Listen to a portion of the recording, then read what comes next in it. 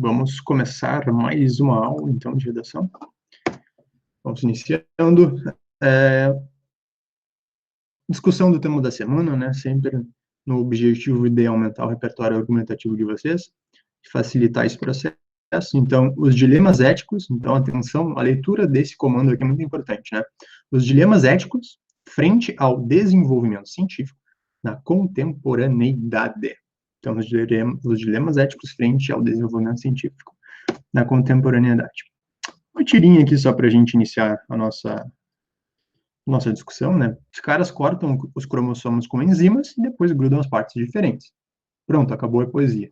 Aqui estão os 4 textos, novamente seguindo um padrão Enem, com 4 textos motivadores, 4 textos antes de fazer a leitura do comando, né? Obviamente, no dia primeiro, a leitura do comando com muita atenção, palavra por palavra, né? Os dilemas éticos frente ao desenvolvimento científico na contemporaneidade, aqui, dilemas, tá? Dilemas éticos é a minha indicação de argumentação. Né? A palavra principal aqui é dilemas, tá?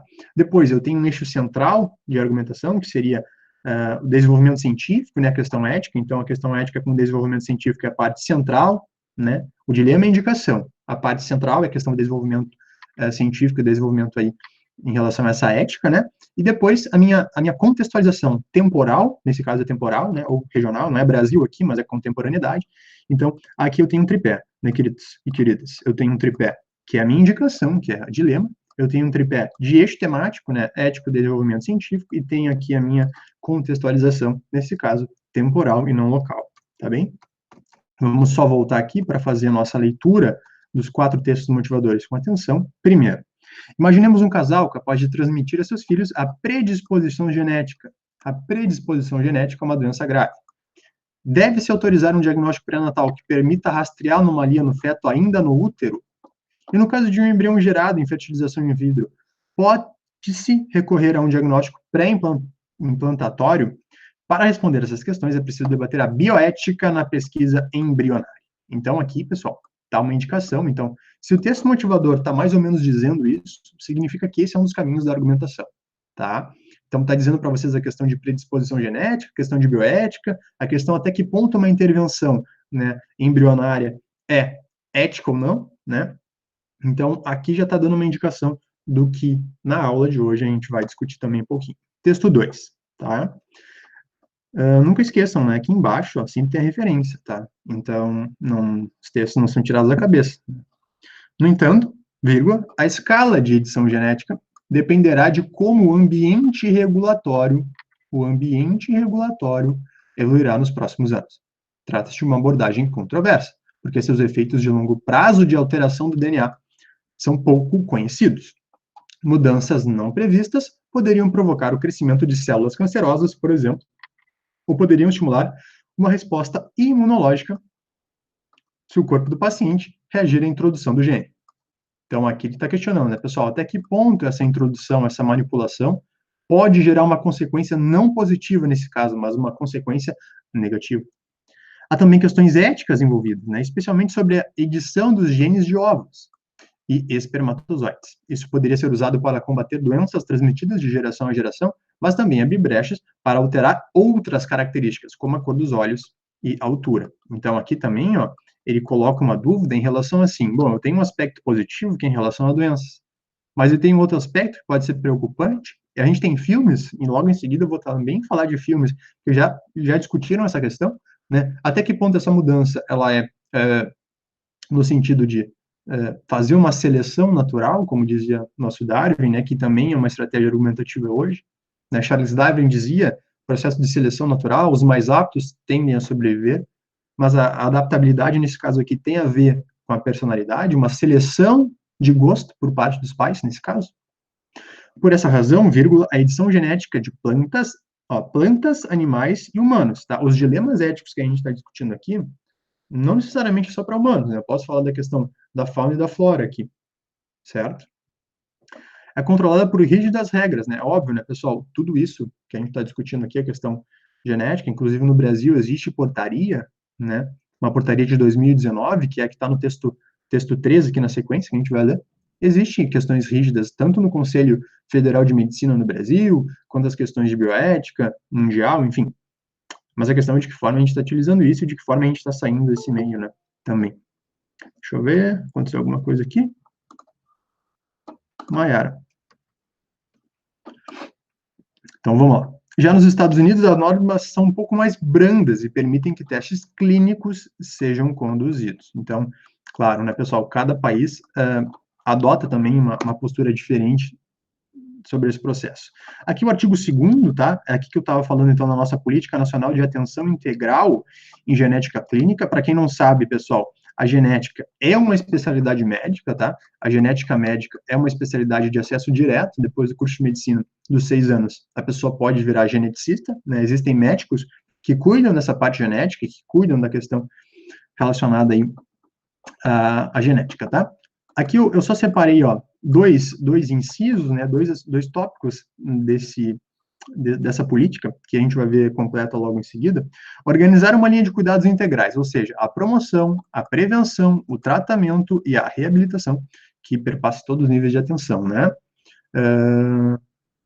Multiprofissional com uma atuação interdisciplinar, ou seja, diversos profissionais atuando na promoção, prevenção, tratamento e reabilitação da questão de cuidado em genética.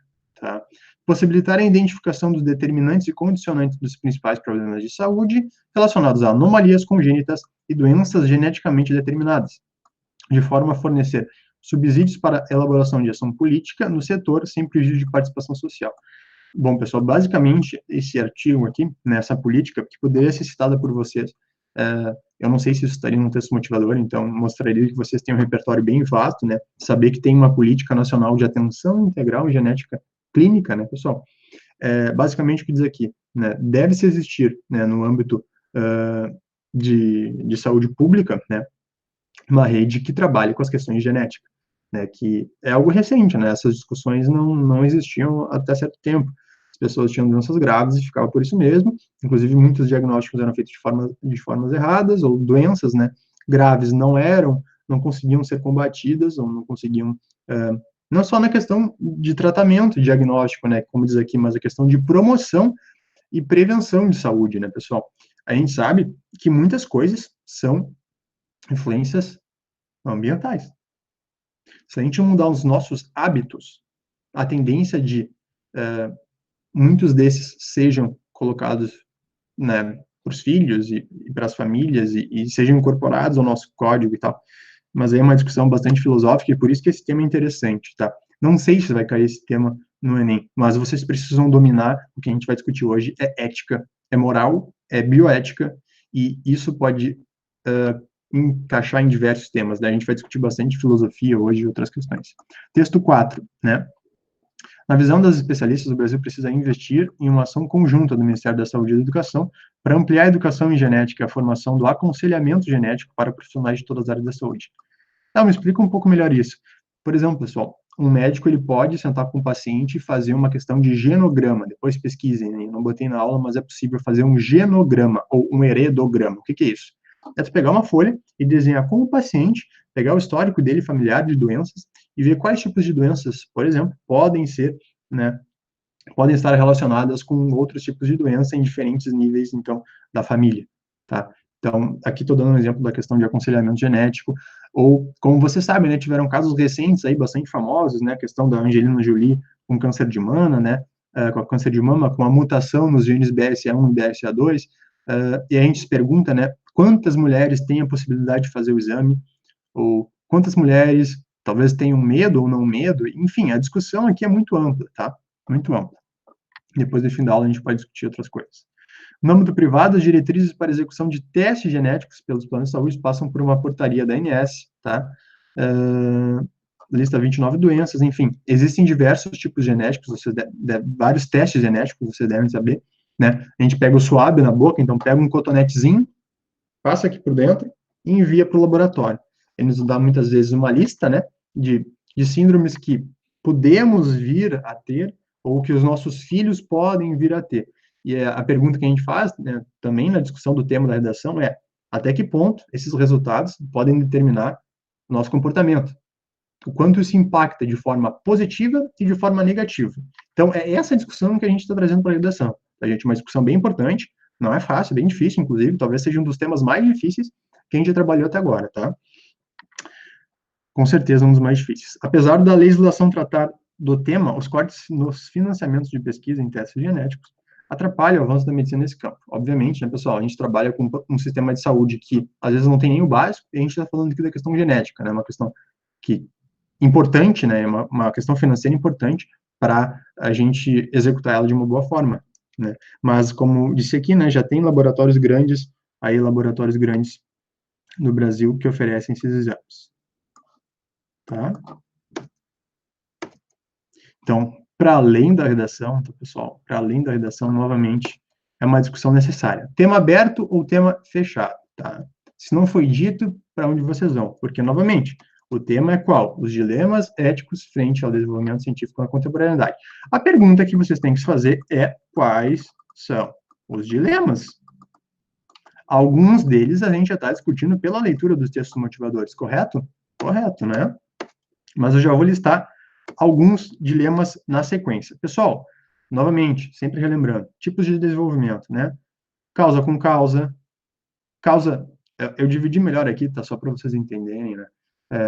O mais são parágrafos diferentes, né? Então, assim, ó, argumento 1 no desenvolvimento 1 de causa, argumento 2 no desenvolvimento 2 de causa, tá? Causa e consequência dentro do mesmo parágrafo, né? Só causa num parágrafo e só consequência no outro parágrafo, outra possibilidade, né? Consequência nos dois parágrafos, ao invés de ter um mix, né? A questão de área e subárea é sempre importante, e aqui, quando eu estou falando de dilemas, tá? Que a nossa aula de hoje é a questão de dilemas, existem uma série de dilemas, vocês poderiam escolher um desses dilemas e ir para essa questão de área ou subárea, ou, né, fazer uma outra discussão baseada em causa e consequência desses dilemas, enfim, as possibilidades são enormes. O que eu quero dar para vocês é uma série de possibilidades que vocês façam isso, né? Questão do confronto argumentativo, né? A gente teve avanços, a gente teve contribuições relevantes, como a questão da política, a inserção daquela política, né, de genética clínica, que eu mencionei para vocês, em 2009. Estamos em 2020, né? Mas, ao mesmo tempo, a gente tem, ó, dificuldades na manutenção disso, na execução disso, de forma nacional. Será que existe um aporte dessa questão de genética para todo o Brasil, de forma igualitária? Não, né? Então, né, sinônimos, hiperônimos, hipônimos, antônimos, palavras semelhantes ao tema ou ao assunto. Léo, qual a diferença de assunto e tema? Assunto é algo mais amplo, como a questão de dilema ético, né, com a ciência, isso é um assunto mais amplo, eu posso ter temas, microtemas que a gente vai discutir na sequência, né? Vamos lá, dilema, dificuldade, problema, dúvida, hesitação, indecisões, perplexidades, obstáculos, opções, versões, variações, alternativas, dubiedades, éticos, morais, fundamentos, normas, preceitos, valores, princípios, costumes, procedimentos. Desenvolvimento, o que é isso, gente? Progresso, avanço, evolução, adiantamento, desinvolução, segmento, andamento, desdobramento. Não, o que é científico? Ciência, é método, é gnose. O que é gnose, gente? Gnose é conhecer, né? É saber. Lembre-se, quem é agnóstico, quem tem agnose é porque não sabe, é porque não conhece. Conhecimento, informação, saber, sapiência, tecnologia, consciência, tá?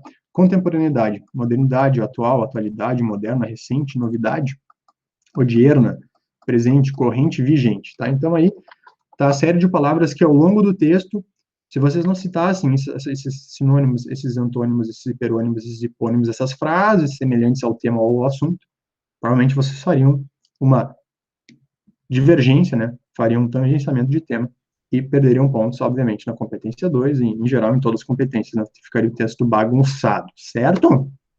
Certinho. Bom, Léo, tu me disse que o tema é sobre dilemas, tu me disse que eu tenho que falar de dilemas, mas quais são alguns desses dilemas que eu poderia escolher para a minha argumentação? Vamos conversar sobre eles. Engenharia genética e biotecnologia, que é mais ou menos esse o caminho que eu acho que vocês deveriam dar mais para o texto, tá? Ainda que vocês pudessem escolher qualquer um desses. Questão da ética em pesquisa, tá, pessoal? Até que ponto uma pesquisa é ética, principalmente na questão do experimento com humanos e animais? A gente está vivendo um período em que as pesquisas, principalmente na questão do Covid, né, com uso de hidroxicloroquina, com uso de cloroquina em pacientes, né, a gente sabe que os estudos até agora têm sido bem contrários em relação ao uso, com aspectos sem os estudos não têm visto melhoria com o uso do fármaco, né? E não se sabe o quanto também tem de repercussão no futuro sobre isso. Então, é uma questão aqui em experimento humano, né? A gente faz um ensaio clínico, né? O ensaio clínico, porém, cabe salientar aqui, sai um pouco do escopo da aula, mas para vocês entenderem, né? Porque isso é importante para a nossa vida. Um ensaio clínico, pessoal, tu fazer, né, o paciente faz o uso do fármaco, mas é sobre um ambiente controlado. Se acontecer qualquer adversidade, o médico e a equipe de saúde pode retirar o fármaco para não induzir o paciente, por exemplo, ao óbito, né? Mas a gente sabe que o ambiente controlado não é a realidade total, né? Não, a gente não pode fazer uma exposição dessa parte para todo mundo. Então, o ensaio clínico é algo muito específico, algo que tem que ter muito cuidado para fazer o estudo, e, enfim, voltando. Transfusão sanguínea é uma outra questão, principalmente relacionada com religiões, né? Pensa que tu é um profissional de saúde, chega um paciente grave, a família diz que não é para transfundir, e tu sabe que se o paciente não transfundir, ele vai a óbito. Aí entra a questão também do Conselho de Medicina, né? A questão bioética, a questão da ética médica, etc. A questão dos transgênicos também é uma questão importante. O dilema ético frente ao avanço do setor agrícola com o uso de transgênicos e o quanto isso nos impacta na nossa saúde. Existem estudos que comprovam isso, tanto o aspecto positivo quanto o aspecto negativo. Não, tem aspecto positivo, tem aspecto negativo, não sei, estou questionando vocês. A questão do câncer, a pílula do câncer existe? Vocês lembram da história da pílula do câncer até um tempo atrás? Uma pílula para todo mundo que resolveria todos os problemas? A questão do aborto, aqui é uma questão mais delicada, não aconselho que vocês falassem na redação, só se fosse pedido. Mas como a gente tem a questão dos direitos humanos, é uma questão muito delicada, quando começa a vida, né? Então, acho que dificilmente cairia isso, e eu não aconselho que vocês façam uma incursão de tema em aborto, tá? Mau uso da inteligência artificial seria uma outra discussão, né? Até que ponto aí o IA, né? Inteligência artificial, ou AI, né? Seria bem usada, né? Os robôs, né? E a questão da ética em pesquisa, aqui também, meio que repetindo o que eu já havia falado, tá? Só uma notícia para vocês terem ideia do que a gente está também discutindo aqui. Nova técnica de edição de DNA poderá curar até 89% das doenças genéticas no futuro. Olha só a chamada da matéria da BBC, tá? Uma nova forma de editar o código genético humano pode corrigir até em 89% dos erros de DNA que causam diversas doenças, tá? Segundo cientistas americanos. Isso aqui é uma matéria, é um estudo publicado no MIT, então não é qualquer faculdade, né? Massachusetts Institute of Technology, que é lá, MIT, né? Inglês bombando. A tecnologia conhecida como Prime Editing, edição de qualidade em tradução livre, foi descrita como uma espécie de editor de texto genético, capaz de reescrever o DNA. Pessoal, a discussão que a gente está tendo aqui é que pelo estudo, é óbvio que o estudo tem a avançar, isso aqui é uma matéria recente, mas até que ponto a edição genética é positiva e até que ponto essa edição genética é negativa? Essa é a discussão que a gente está falando aqui. É esse dilema ético aqui que a gente está discutindo na nossa redação. Sem querer voltou. Deixa eu só seguir aqui. Tá. Em testes de laboratórios, a nova tecnologia foi usada para corrigir mutações que causam doenças. Uma das mutações que a técnica conseguiu foi corrigir a da anemia falciforme, que é uma doença, né, que altera a hemácia, né, pessoal? Ela fica com formato de foice, por isso que é falciforme, muito vista quando surgiu, né, na África. O método, então, foi desenvolvido pela equipe do Instituto Broad, ligado à Universidade de Harvard e MIT, né? Porém, as pesquisas, então, estão avançando ainda, né? Então, a discussão é complexa, tá? Só que antes da gente avançar, a gente vai voltar um pouquinho, tá? O que é ciência, gente? A gente vai discutir hoje bastante ciência, bioética e ética moral, filosofia aplicada à ciência, tá? Que isso pode ser para diversos temas que caiam. Digamos que não caia um tema tão aberto como o nosso, mas pode cair aqueles microtemas, né? Que eu tratei anteriormente. A palavra ciência vem do latim scientia, tá? Que significa conhecimento. Então, ciência deveria ser pelo menos conhecimento, tá? Por isso é correto dizer que se você tomou ciência de alguma coisa, é que tu tomou conhecimento de alguma coisa, né? É aquele tipo de conhecimento que busca compreender verdades ou leis naturais para explicar o funcionamento das coisas e do universo em geral. É por isso que os cientistas fazem observações. Aqui a principal função do cientista é fazer uma observação inicial, né? Verificações, medições e análise e classificações, procurando entender fatos e traduzi-los para uma linguagem estatística, tá? Basicamente, né, a ciência, ela parte de uma metodologia científica, né? Acredito que vocês já viram isso alguma vez. A primeira parte que o cientista, que o pesquisador faz em casa, né? Muitas coisas foram descobertas. Cara sentado, olhando para a rua e se questionando, né? É a observação, depois faz um questionamento perante aquela observação, depois tu começa a formular hipóteses, né?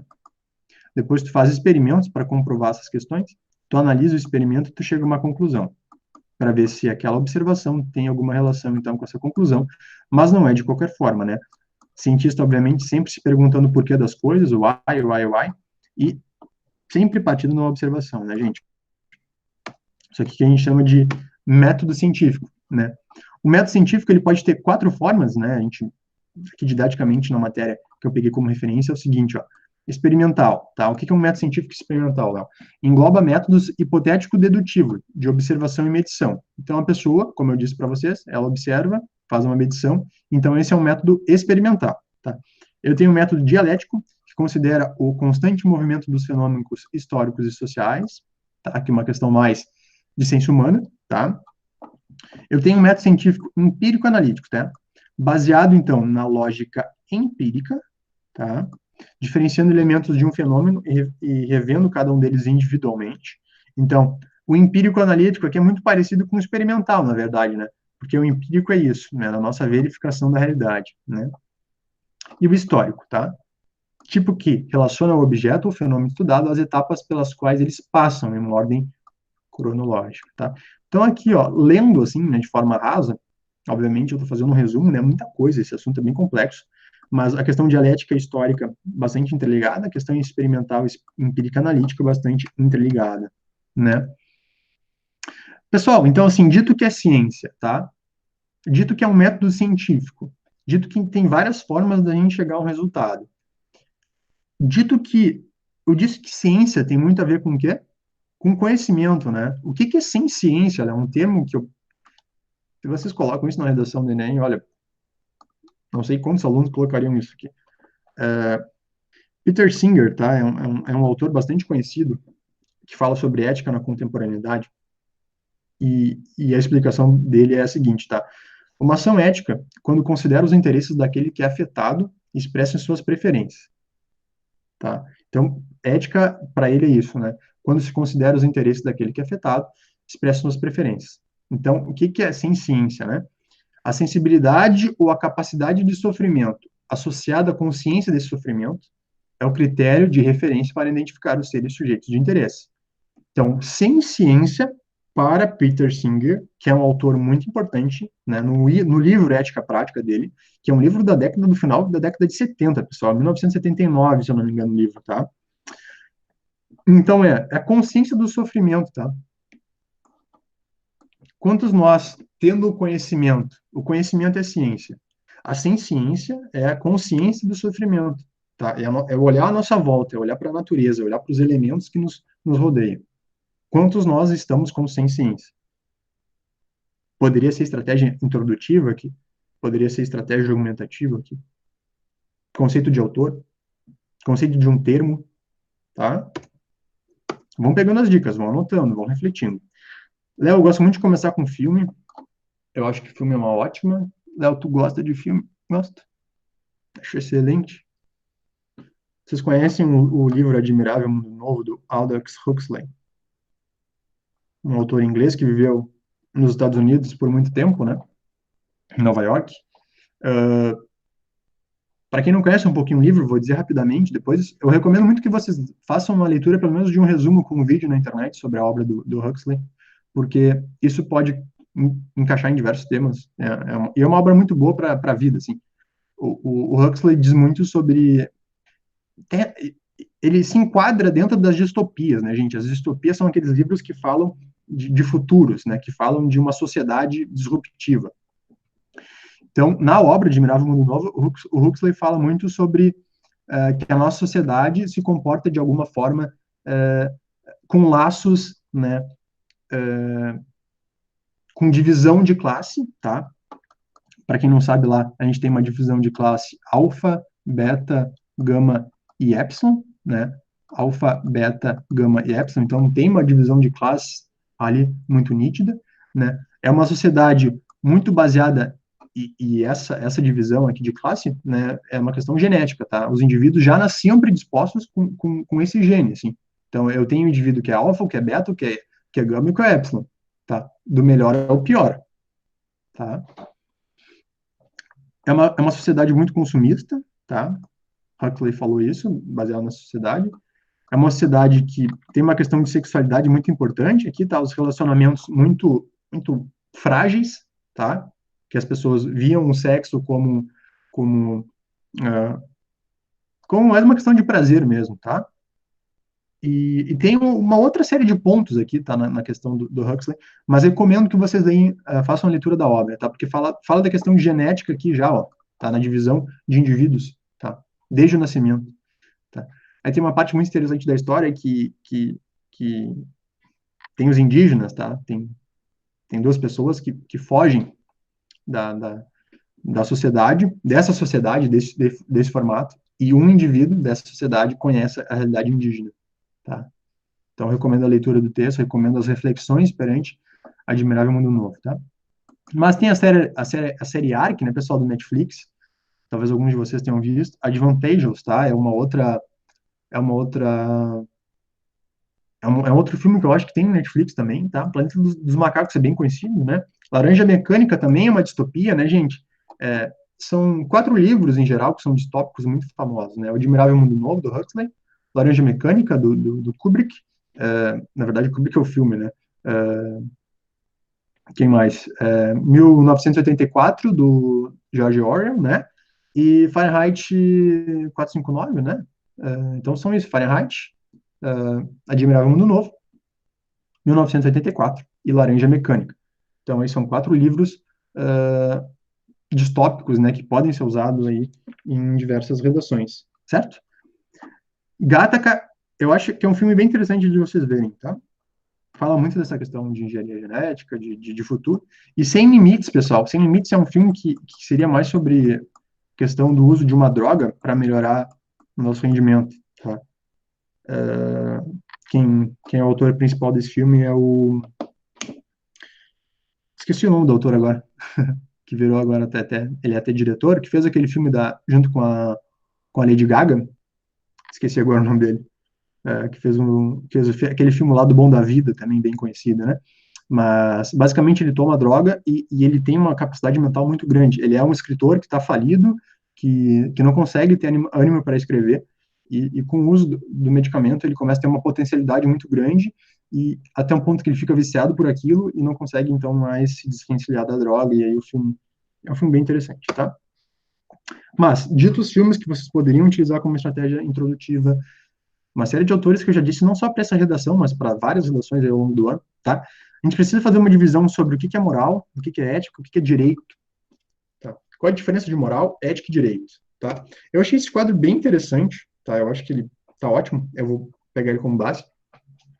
Então, pessoal, moral tem a ver com o modo pessoal de agir, tá? Então, quando tu diz assim, tu tá sendo moral, moral tem a ver mais com o que vocês estão fazendo. E ética tem a ver com o modo social de agir. Basicamente assim, ó. Moral tu faz porque tu quer. É algo que tu faria sendo visto ou não sendo visto. Agora, ética é esse teu comportamento perante a sociedade. Então, será que tu faria algo para todo mundo ver, assim? Então, mais ou menos essa é a diferenciação de moral e ética, tá? Moral mais pessoal, a ética é questão do modo social, tá? Aqui eu tenho normas e regras pessoais, tá, pessoal? Guiado pela consciência, então. E aqui eu tenho normas e regras sociais, guiada pela cultura da sociedade, tá? A moral, portanto, é individual, a ética é grupal ou coletiva, né?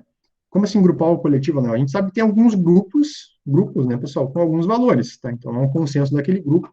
Então, tem uma ética grupal, né? E aqui a moral é uma questão individual, tá? Agora, o direito, tá? O direito aqui, o meu objetivo mais era distinguir para vocês moral e ética, né? Mas modo legal de agir, por que está discutindo? Porque o tema fala sobre questão ética. Se vocês não souberem o que é ética, vocês não vão saber argumentar sobre o tema, né? É o modo legal de agir, tá? Impostos ao cidadão, tá? Então a gente tem que obedecer essas leis. São direitos, né? Mas são deveres também. Obviamente eu tenho um pensamento geral, um pensamento jurídico, tá? O que os gregos pensavam sobre a ética, tá? basicamente, a gente tem três pensadores, os pensadores uns dos mais importantes aí da história, né, por ordem cronológica. Primeiro a gente teve Sócrates, depois a gente teve Platão, depois a gente teve Aristóteles, nessa sequência. Sócrates, Platão bebeu da fonte de Sócrates, Aristóteles bebeu da fonte de Platão, e obviamente Aristóteles também bebeu da fonte de Sócrates de algum modo, né? Sócrates, ele trabalhava muito com a maiêutica, né? O que é maiêutica, né? É uma questão filosófica baseada no questionamento. Sócrates era muito assim, por quê? Por quê? Por quê? Por quê? Por quê? Né? E quando eu falo para vocês a importância dos porquês na redação, tem a ver também muito com isso, né? Tem a ver muito com a questão que o Platão mencionava, a importância da dúvida, tá? Inclusive, para quem não sabe, o Sócrates foi condenado à morte justamente por isso, por ele não adorar deuses de Atenas e por corromper a juventude, e esse corrompimento era mediante a perguntas, tá? Isso aqui na Grécia. Platão, dialética, né? Para quem não sabe, o mito da caverna, e, pessoal, o mito da caverna, anotem no caderno de vocês, ele pode ser utilizado em diversos cenários aí de redação, né? Mas é buscar razão acima de todos os sentidos, tá? Platão dizia que através do mito da caverna existe um mundo que a gente vê, né? Muitas vezes o mundo que a gente vê é distorcido, e mas existe uma questão do mundo real, tá? Então eu recomendo muito a questão do Platão com a questão da dialética, né? E Aristóteles, a gente já trabalhou Aristóteles em algumas aulas. Vocês lembram do conceito de eudaimonia e virtude? O que é eudaimonia? Vocês lembram quando eu falo que Aristóteles ele busca, né, o equilíbrio das ações, ele busca a felicidade, né, que é a eudaimonia, que é o objetivo de Aristóteles e de sua filosofia, né, através de virtude, que são ações equilibradas, tá?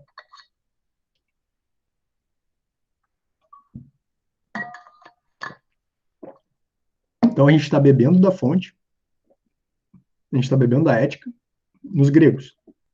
Sócrates, Platão, Aristóteles. Poderia estar no texto? Óbvio que sim. Passado, presente e futuro. É óbvio que a gente está falando de contemporaneidade, mas contemporaneidade não nos impede de nos citar algo anterior. A mesma coisa é lei de Mendel, tá?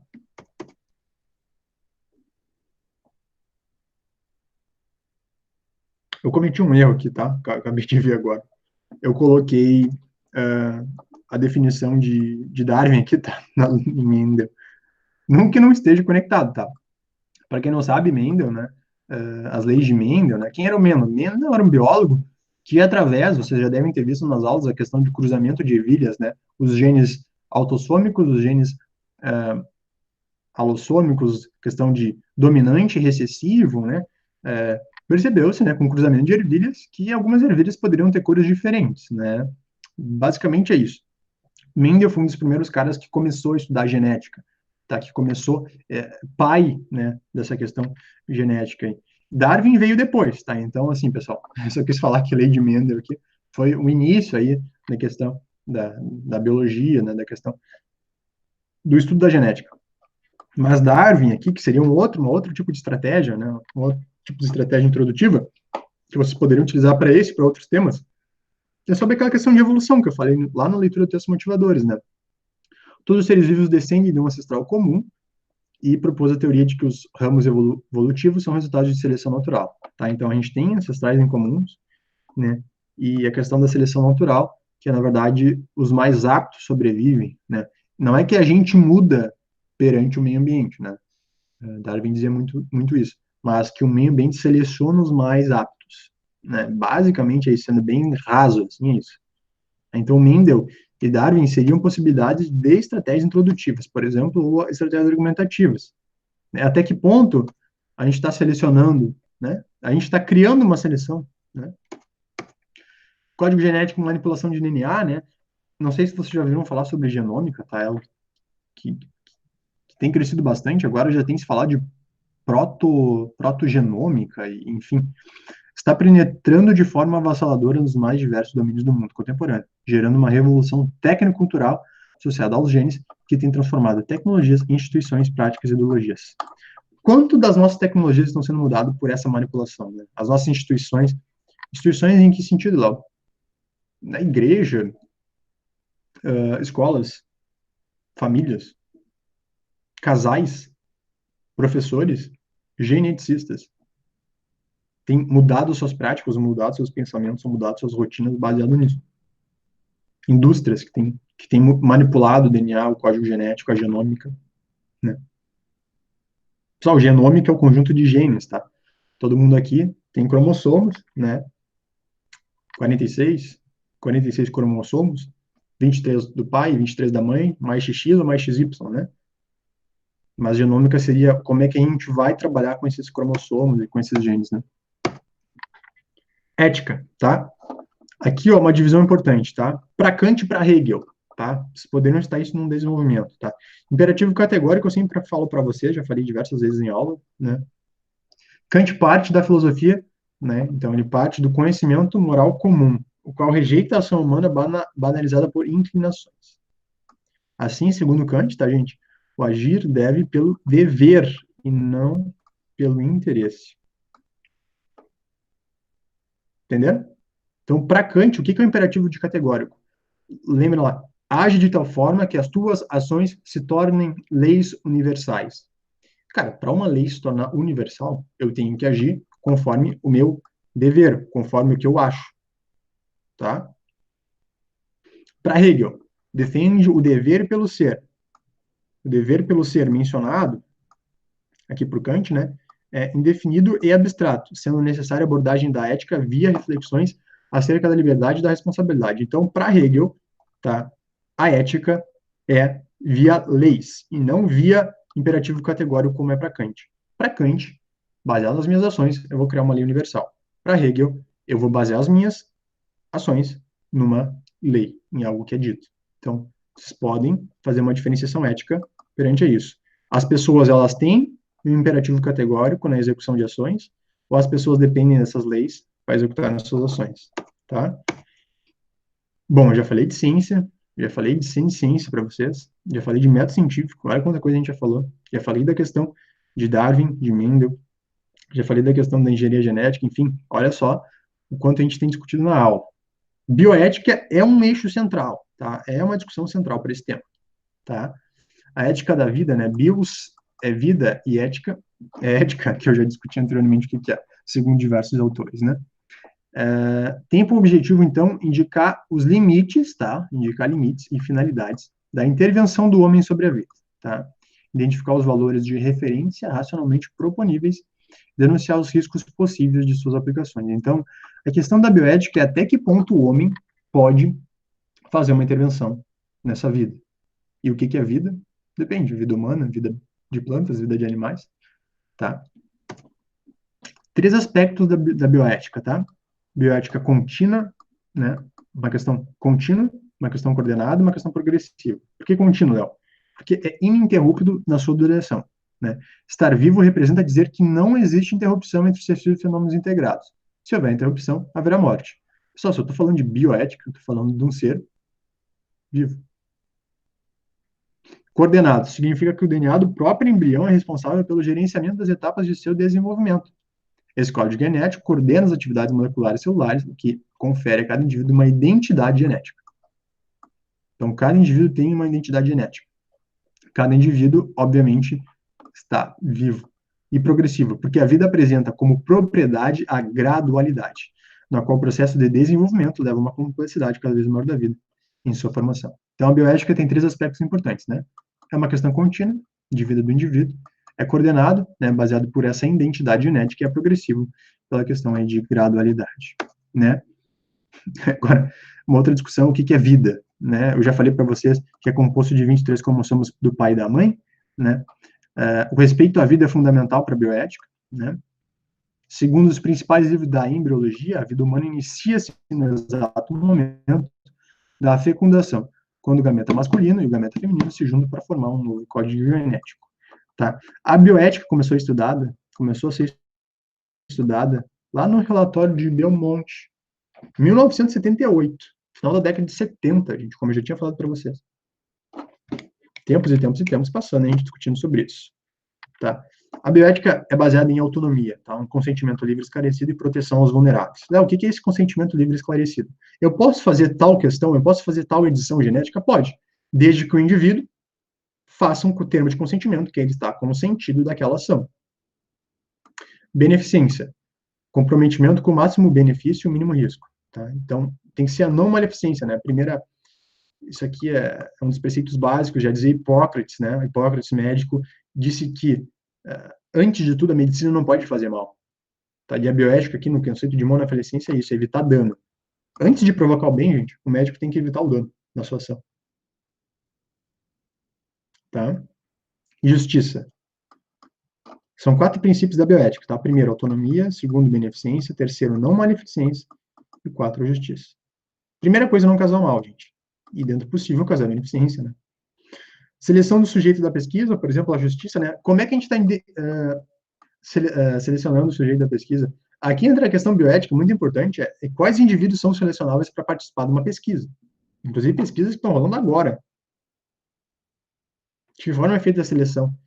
E o estudo, importante. O estudo está colocando lá no estudo limitações do estudo? Como assim, limitações do estudo? Pessoal, todo estudo tem uma limitação. Quando eu fiz meu trabalho de pesquisa, bom, meu trabalho tem uma limitação. Eu estou pegando uma população regional, estou fazendo uma inferência disso, estou pesquisando ali, e tive problemas na execução do meu trabalho, mas eu tive alguns resultados. Agora, pesquisador que faz um trabalho mundial, eu não coloco uma limitação? E será que ele está selecionando bem esses pacientes? Tomem cuidado na leitura do artigo. Bioética. Como assim, não bioética? É ética da vida. Pessoas, humanos, plantas. Os dilemas éticos frente aos avanços tecnológicos. Olha só como tema complexo. Quantos alunos vocês acham que estariam preparados para escrever um tema como esse? Dos colegas de vocês, dos amigos de vocês. Garantia de igual consideração dos interesses envolvidos com vantagem significativa para o sujeito da pesquisa e o mínimo de ônus para os vulneráveis. Tá? Aqui, ó, tá? A gente vai falar um pouquinho sobre um paradigma ético de responsabilidade, tá? O início está um pouco mais, tá mais complicado, mas logo em seguida prometo que vai ficar mais fluido, tá? A gente tem mais aí uns 30 minutos de discussão, né? Para que a manipulação da vida se faça dentro do marco referencial da cidadania, com prevenção da liberdade da ciência a partir do paradigma ético da responsabilidade, existem 2 caminhos. Primeiro caminho, por meio das legislações que deverão ser reconstruídas democraticamente. Isso aqui eu tirei de um portal médico, tá? Portal médico é o nome do site. Reconstruídas democraticamente pelos diferentes países, levando-se em consideração os indicadores acima mencionados no sentido de preservação de referenciais éticos estabelecidos em consonância com o progresso moral verificado. Não entendi. Pessoal, assim, ó, a gente tem que levar em consideração as legislações frente a essa responsabilidade de pesquisa, responsabilidade bioética, responsabilidade, etc. Então, vocês poderiam argumentar um parágrafo baseado em legislação disso. Se vocês não quisessem, né, pegar uma área, uma sub-área específica das que eu disse lá, 12 dilemas, vocês poderiam fazer uma argumentação mais ampla baseado em legislação. 2. Segundo, por meio da construção democrática, participativa e solidária pela comunidade internacional de nações, de uma versão atualizada da Declaração Universal de Direitos Humanos, né, 1948, conceito pós-Segunda Guerra Mundial. Pautada não em proibições, mas na busca afirmativa da inclusão social, da saúde, do bem-estar e da felicidade. Já diria lá os ideais da Revolução Francesa, né? Liberdade, igualdade, fraternidade. Liberté, égalité, fraternité. Uma espécie de estatuto da vida que possa vir a servir um guia de questões conflitivas. Então, será que a gente poderia construir de forma democrática e vocês colocarem isso num parágrafo de desenvolvimento? Essa construção para esses conflitos que a gente está falando aqui em aula? Quantas vezes vocês discutiram isso, esse tema de forma ampla? No final da aula a gente vai discutir, quero que vocês me respondam. Quantas vezes vocês discutiram esse tema de forma ampla? E não é assim redação do Enem, é para a vida de vocês, né? Vamos dar um exemplo aqui? Vamos dar um exemplo? Ó.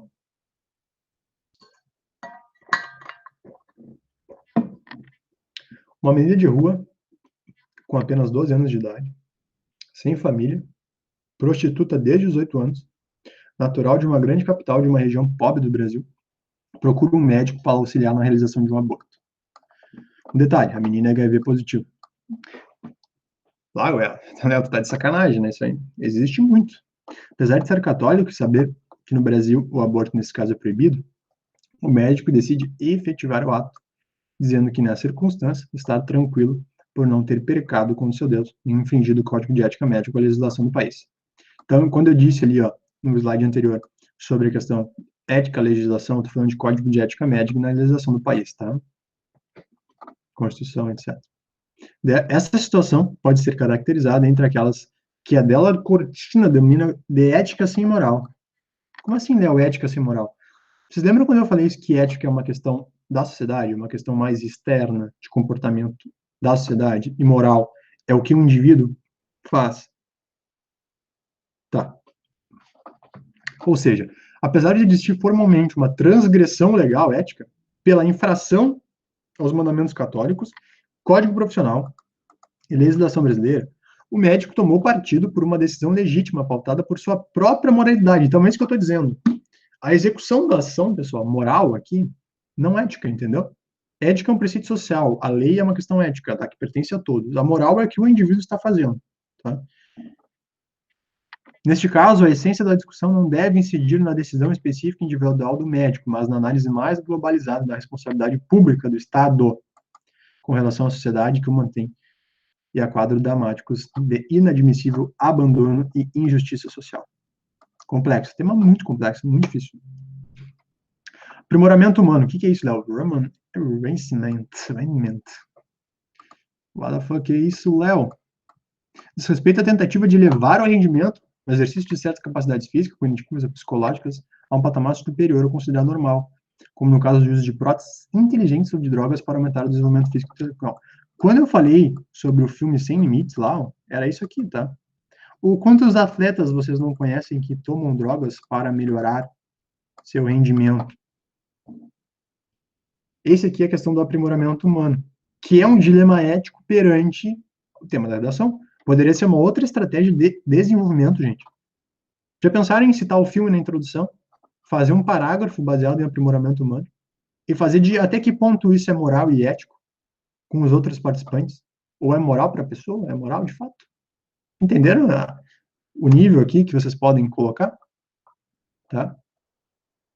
O debate em torno da moralidade do uso das técnicas biocientíficas para o aprimoramento humano, dizem, está polarizado entre aqueles que assumem uma postura a favor do aprimoramento, ou seja, os transhumanistas, e os que posicionam contrários como eles, os bioconservadores.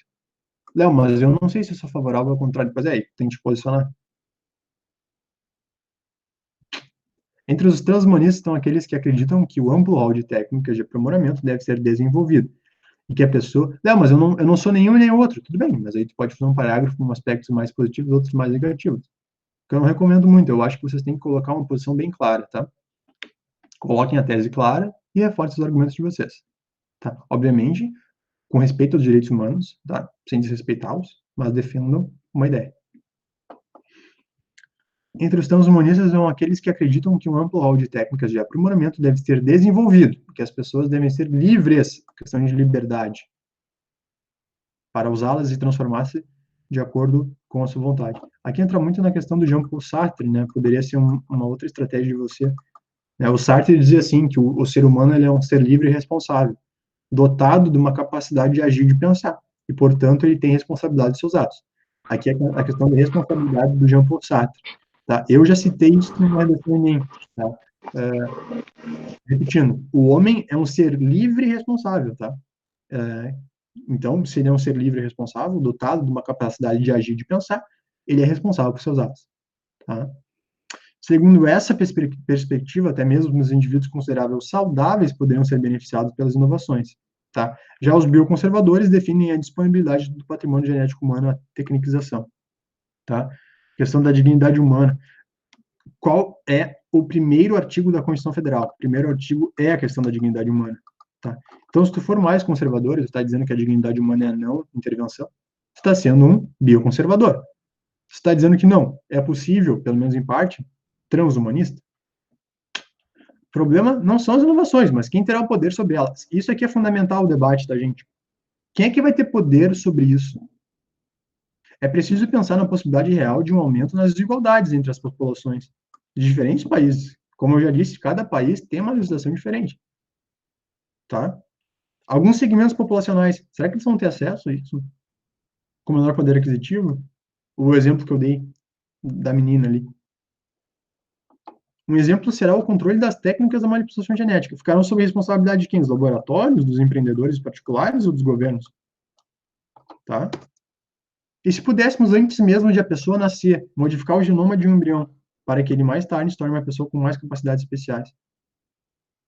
O momento de escolher o sexo, escolher o bebê, já se pode fazer isso, a cor dos olhos, ou habilidades quando ficasse adulto. A experiência desse modo suscita um temor do uso da engenharia genética para experimentos que promovam a segregação social, que faz lembrar o fantasma da eugenia nazista. Poderia ser uma estratégia introdutiva também, uma estratégia argumentativa. A questão da pureza racial. Ah, mas você está dizendo que você é contrário? Não, pessoal, não estou dizendo que eu sou contrário ao uso da biotecnologia. Estou dizendo que temos que tomar cuidado, né, referente a essas questões. E isso poderia ser a tese de vocês. Né? Embora o objetivo do cientista seja desenvolver métodos que no futuro possam auxiliar a erradicação de doenças hereditárias, tá, por meio dessa edição dos genes, responsável por uma enfermidade, o experimento é controverso, por abrir uma porta para experimentos de engenharia genética. Então, a gente tem dois lados, né? Um lado da questão das doenças e um lado, às vezes, do quanto isso vai transformar o indivíduo, né? Devemos evitar... Esse aqui é um autor muito importante, tá, gente? Hans Jonas, 1979, tá? Devemos evitar arriscar a vida humana futura, ou seja, diante dos avanços inevitáveis das tecnologias, devemos nos perguntar se temos o direito de arriscar a vida futura e da humanidade do planeta. Tá? Recomendo vocês darem uma olhadinha nesse autor aqui, ó, anotem aí, ó. Hans Jonas. Hans Jonas. Princípio da responsabilidade. Léo, poderia citar algum artigo na Constituição nessa redação? Porque ela é bem complicada, né? Sim, o artigo 1º poderia citar dignidade humana e cidadania. Léo, aquela portaria eu poderia citar? Eu poderia citar uma portaria de 20 de janeiro de 2009, tá? Que inclui aí no SUS, tá? Política Nacional de Atenção Integral em Genética Clínica, tá? Então, assim, ó, considerando a necessidade de estruturar o SUS numa rede de serviços, blá, blá, blá, considerando que, segundo a OMS, a Sociedade Brasileira de Genética Clínica, a Sociedade Brasileira de Genética, aproximadamente 5% das gestações resultam no nascimento de uma criança com algum tipo de anomalia congênita ou doença genética, tá? Que pode comprometer o seu desenvolvimento e a qualidade de vida. Então, esse foi o objetivo da portaria, tá? Considerando a etiologia predominante genética, que corresponde por 15% a 20% das causas de mortalidade perinatal infantil, ou seja, de 15% a 20%, isso aqui é um dado, vocês podem citar esse dado na estratégia argumentativa de vocês, na estratégia introdutiva, tá, no Brasil, tá? De 15% a 20% das causas de mortalidade perinatal infantil, tá? Ó, tendo passado as anomalias congênitas, ó, da quinta para a segunda causa de mortalidade infantil nos últimos 25 anos. Questão das indicações aqui, ó, do Conselho Genético como pilar central, atenção à saúde genética clínica, né? Critérios mínimos, auxiliar gestores, blá, blá, blá. Tudo muito bonito, né? Tudo muito bonito. No texto motivador eu só falei da 1 e da 2, né? A gente fez a leitura da 1 e da 2. Existe mais a 3, a 4 e a 5 aqui, né? Definir critérios mínimos para funcionamento, monitoramento, avaliação de serviços e procedimentos e técnicas. Incentivar a realização de pesquisas e projetos, né, pessoal? Poderia ser até uma intervenção sobre isso, uma proposta de intervenção, a importância das pesquisas e do apoio à pesquisa, em questão de verba também, né? Qualificar a assistência e promover a educação permanente de profissionais de saúde, isso aqui é importante, né? Às vezes a gente não vai ter um geneticista no ambulatório do SUS, né, no posto de saúde da família, mas ele pode ser capaz de ajudar o paciente, de fazer essa análise e encaminhar para o serviço de referência quando necessário, né? A atenção especializada será composta por unidades de atenção especializada e centros de referência genética clínica. Olha, mas é óbvio, né? Eu não vou ter dinheiro para contratar um geneticista para todas as cidades do Brasil, por exemplo. Claro que não. Mas tu tem um centro de referência, e aí tu faz um encaminhamento, tu pega um papel e encaminha esse paciente para o local encaminha esse papelzinho para esse centro de referência, né? Beleza? Posso citar a ineficácia do Estado perante esse problema? Aqui um pouco menos, tá? Porque é uma questão mais moral e ética, mas poderia citar, por exemplo, a questão da dignidade humana, e se essa dignidade não está sendo em sua totalidade, ou não está sendo contemplada né? É uma ineficácia também do Estado em garantir essa questão genética mais de forma mais global, vocês entenderam? Então, poderia ser, né, um Montesquieu ali, alguma questão de ineficácia do Estado, tá? Então, eu sempre trago o slidezinho de visões de ineficácia do Estado, pessoal, porque é algo bem geral, tá? Bem geral mesmo, tá? Teóricos, né? Fato social do Emile Durkheim, né? Maneira coletiva de agir, de pensar, dotado de exterioridade, ou seja, não é ligado só ao indivíduo, é geral para todos, de fora para dentro, de forma coercitiva, nobra as regras do método sociológico, né? Questão da liquidez de Bauman, né? As identidades, então, estão corroídas, e quando eu falo de identidade, eu também faço um link lá com a biotecnologia, então percebam que tanto Durkheim quanto Bauman poderiam ser relacionados com o tema, né? Cada um da sua maneira, tá? A questão da liquidez de Bauman, do mundo líquido, a questão do Durkheim, a gente tem uma sociedade coercitiva que faz com que o indivíduo se comporte conforme a sociedade. Será que eles são, será que a edição do gene é porque o indivíduo quer ou porque é uma pressão externa, uma opinião externa, familiar ou social? Hum? Hum? Não tem resposta para tudo, estou fazendo perguntas, que é o mais importante. Imperativo categórico, como eu disse, né, no livro anterior, como eu disse anteriormente, lá, né, Hegel versus Kant, né, para Kant, a questão do indivíduo, né, haverá uma lei universal, o pensamento dele, e Hegel ao contrário, né, a questão da lei, a importância da lei, da gente seguir perante ela. E tanto Kant como Hegel, qualquer um dos dois, vocês poderiam também fazer um parágrafo da estratégia argumentativa, tá? A questão do utilitarismo, né, pessoal, também, novamente, ó, ações são boas quando tendem a promover a felicidade. Então, talvez para o indivíduo, aquela edição seja o que vai trazer felicidade. Ele tem medo, tá? E o que é o medo, né? Enfim, mas é um direito dele ter a felicidade, tá? Há uma diferenciação aqui, é importante salientar, que eu acho que foi uma diferenciação que eu não fiz em outras aulas, tá? O Jeremy Bentham aqui, tá? E o John Stuart Mill, tá? Eles têm uma pequena diferença em relação ao utilitarismo, tá? Ambos concordam, né, na questão da busca da felicidade, tá? O utilitarismo é isso. Mas o Bentham, ele tem um utilitarismo individual, enquanto o Mill tem um utilitarismo altruísta. Qual a diferença?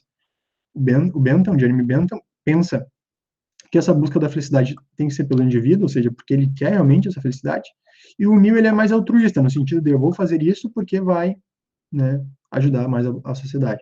Então, o Bentham, ele é mais individual, é mais egoísta nesse sentido, e o Milton é mais altruísta, mais humanitário, entre aspas, né. Aqui cabe a gente diferenciar algumas coisas, né, a questão do individualismo, do hedonismo e do utilitarismo, né, utilitarismo, perdão, aqui na última palavra. Utilitarismo é isso aqui, que eu disse anteriormente. O individualismo tem a ver com essa questão individualista que eu disse do Bentham, né, de pensar no indivíduo. A questão do hedonismo, tá? Vocês já devem ter... O que é uma pessoa hedonista, né? É que ela busca o prazer acima de tudo. Né? A questão do carpe diem, né? Quem nunca ouviu falar do carpe diem? Carpe diem é aproveite o momento, aproveite a oportunidade, aproveite o prazer. Tá? Então, são questões que vocês poderiam trabalhar também, né? O individualismo do indivíduo perante essa questão do avanço, né? Das questões éticas, né? Dos dilemas éticos perante aos avanços tecnológicos contemporâneos, né? A questão do hedonismo, né? A questão do utilitarismo, são questões importantes. Certo, queridinhos? Intervenções para o tema família. Tem que discutir isso na família. Tem que discutir isso com os amigos. Tem que discutir isso na escola. A gente tem que debater sobre esse tema. De que forma? De diversas formas. A gente tem que fazer uma mobilização, uma discussão social disso, né? Filmes, história, dilemas morais, né? Dilemas éticos, que é... Olha a quantidade de dilemas morais e éticos que eu trouxe para vocês na aula de hoje. Provavelmente vocês vão sair mais incomodados do que quando chegaram, tá? A criação da disciplina de saúde pública, né? Ou a questão da disciplina de ética e moral, acho que poderia ser uma discussão aí, tá?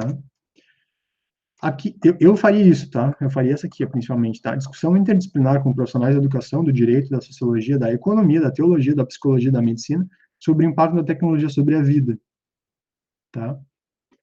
E claro, né, gente, assim, ó, argumento 1 tem que estar ligado com a minha conclusão 1. Argumento 2 tem que estar ligado com a minha conclusão 2, né? Então, essa ligação aqui, ó, é muito importante. Léo, mas então eu tenho que ter duas conclusões? Em geral, sim, né, gente? Em geral, sim, duas. Pelo menos uma mais detalhada, né? Certo?